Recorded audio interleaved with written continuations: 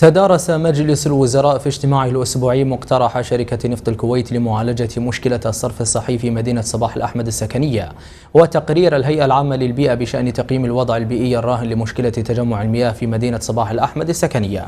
وقرر المجلس تكليف الجهات المعنية بموافاة الهيئة العامة للبيئة خلال أسبوع من تاريخه بجدول زمني يتضمن مراحل تنفيذ الأعمال اللازمة والكفيلة بإنهاء مشكلة تجمع المياه بمدينة صباح الأحمد السكنية.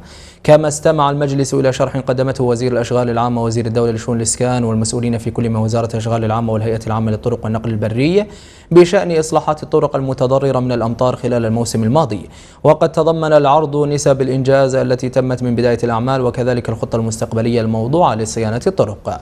وكلف المجلس وزير العدل ووزير الدولة لشؤون مجلس الأمة بالتنسيق مع مجلس الأمة لتخصيص جزئين من إحدى الجلسات القادمة ليكون إحداهما لإحاطة الأعضاء بما تم بشأن الخطوات التي قامت بها الحكومة لإصلاح الطرق المتضررة من الأمطار، والجزء الآخر لإحاطتهم بتطورات مشاريع الإسكان والطلبات الإسكانية والإجراءات المتخذة في إطار متابعتها.